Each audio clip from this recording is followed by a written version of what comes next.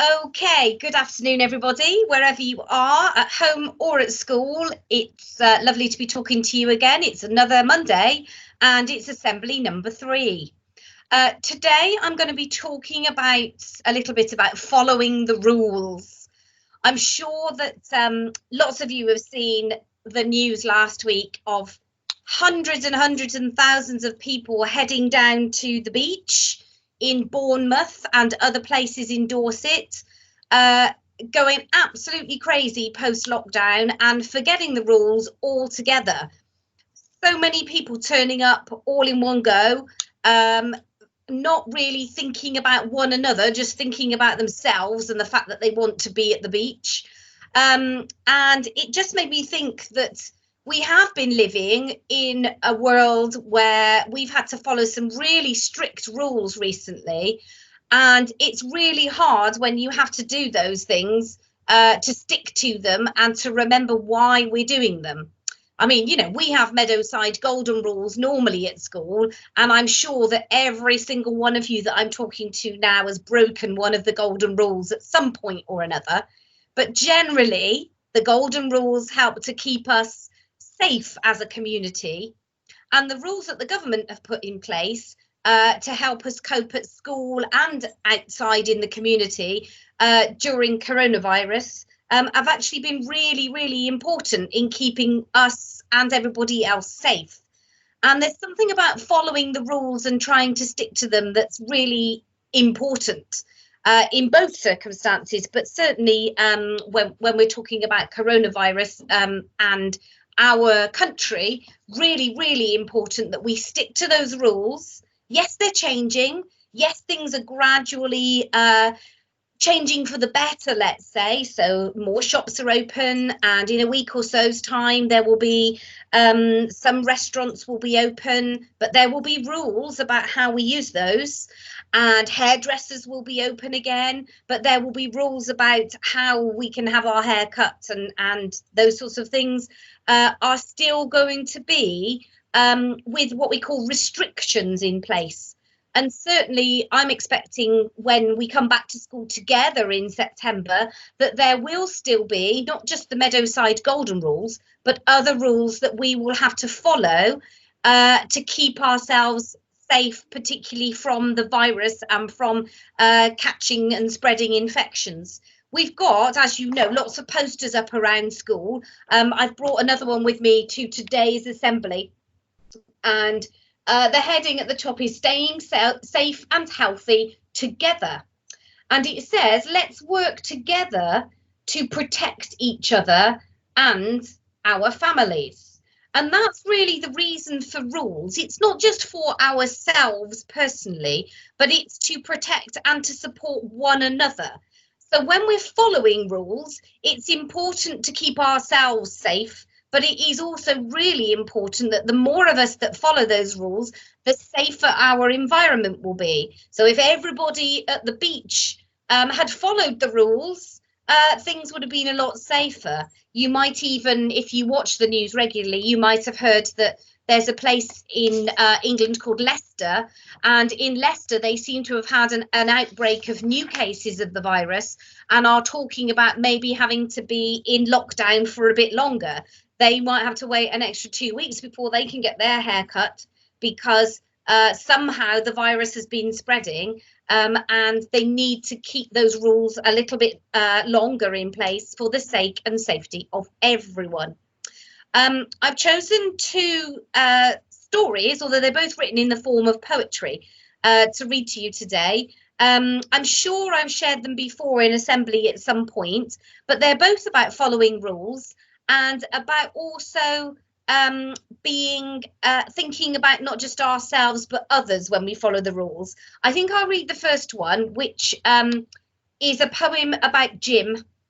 I think his real name is James, but they call him Jim, and he goes to the zoo with somebody that takes him. I'm not sure whether she's called a nurse or a nanny in this poem. I'm just going to have a look. Oh, nurse.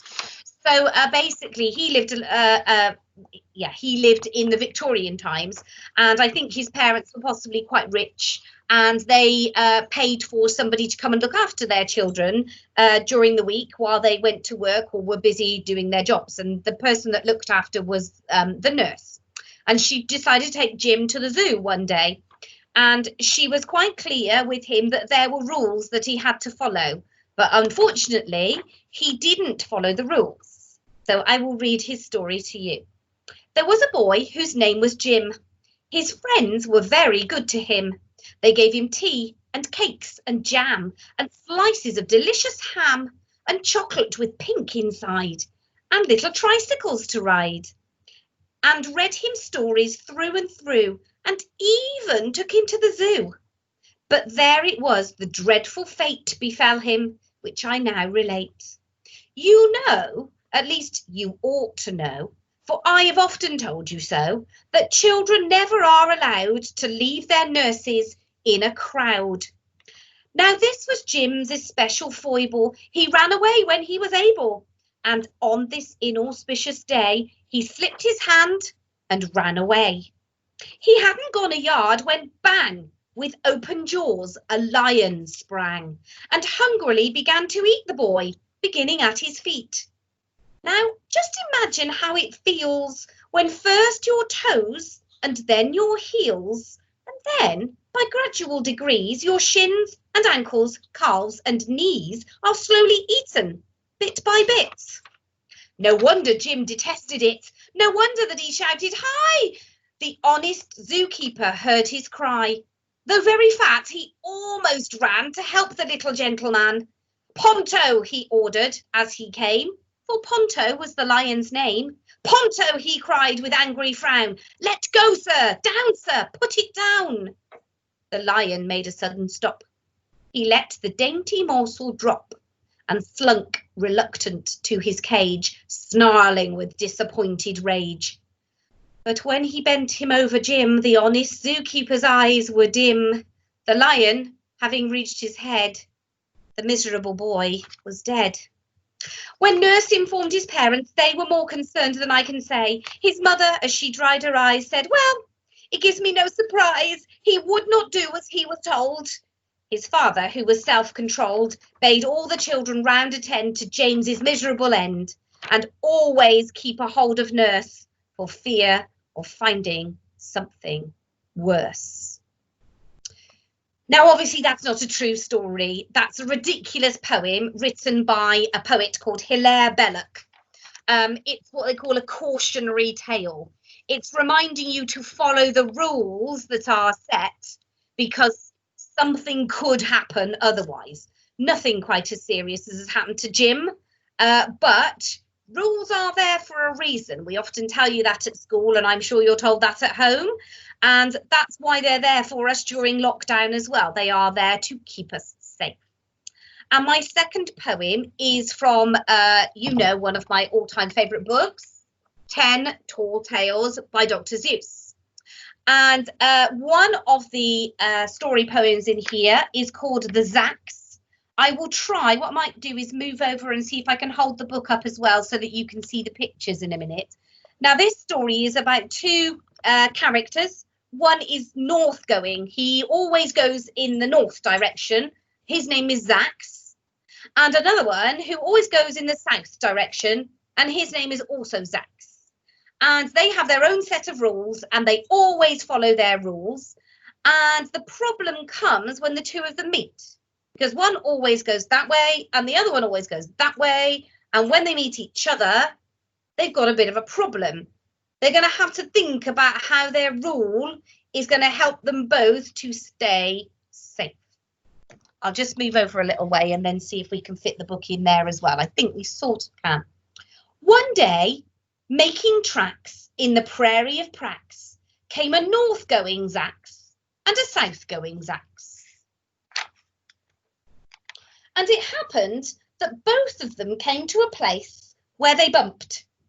There they stood, foot to foot, face to face. They're not actually socially distanced there, but I think this was before lockdown. "Look here now," the north-going Zacks said. "I say, you are blocking my path. You are right in my way. I'm a north-going Zax, and I always go north. Get out of my way now, and let me go forth. Who's in whose way? Snapped the south-going Zax. I always go south, making south-going tracks, so you're in my way, and I ask you to move and let me go south in my south-going groove. Then the north-going Zax puffed his chest up with pride. I never, he said, take a step to one side, and I'll prove to you that I won't change my ways if I have to keep standing here 59 days. And I'll prove to you, yelled the south-going Zax, that I can stand here in the Prairie of Prax for 59 years. For I live by a rule that I learned as a boy back in south-going school. Never budge. That's my rule. Never budge in the least. Not an inch to the west, not an inch to the east. I'll stay here, not budging. I can and I will, if it makes you and me and the whole world stand still. Well, of course, the world didn't stand still. The world grew. In a couple of years, the new highway came through, and they built it right over those two stubborn Zax and left them there, standing unbudged in their tracks. And right in the middle of everything else going on are those two, face to face, still refusing to budge. That's the end of the story. I don't know if they're still there now, but I would guess so. So, I refer you back to the poster that I showed you at the beginning. Let's work together to protect each other and our families. So it's about following rules safely, but it's also about working together, not like those two Zax were, face to face, refusing to budge. So, for example, if you meet somebody in the streets and you're out for a walk with your family and they're out for a walk as well, you have to keep socially distanced. So one of you is going to have to move a little bit in order to make that happen. You might have to step out off the pavement, or you might have to stand back and let them pass before you then move on your way. It's no good just stopping. We've got the same situation in school. We've got markers on the floor, lines that tell us every 2 meters where we need to stop. If I meet somebody as I come out of my office, I have to wait and let them go past safely before I can move, and we cooperate. It's about following the rules, but it is also about being safe and cooperating and working together to keep each other safe.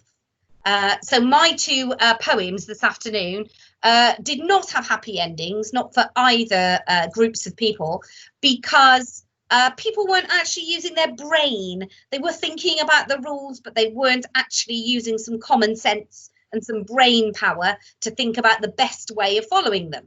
And of course, things went badly wrong in both stories. Nothing like that is ever going to happen in real life. Those were crazy tales. But we do have to think carefully about one another when we're following rules, not just think about ourselves, not just think I'm going to the shop or I'm staying on the pavement or I'm going to the beach, but actually thinking about the safety of everybody else and not just ourselves. And then we will all be safe, we will all be well, and we will all be happy. Now, it's almost time for me to go. But just to let you know that I'm expecting to get some post from the government this week. And in that post will be some information about how to get our schools ready for September. And I'm sure it will be full of rules and things that we need to remember to do and put in place as a school. But the reason those rules are there is to enable all of us to be back together in September. And I've been talking to some of your school friends in years 2 and 3 and 4 and 5 using Microsoft Teams and having video chats with them over the last couple of weeks.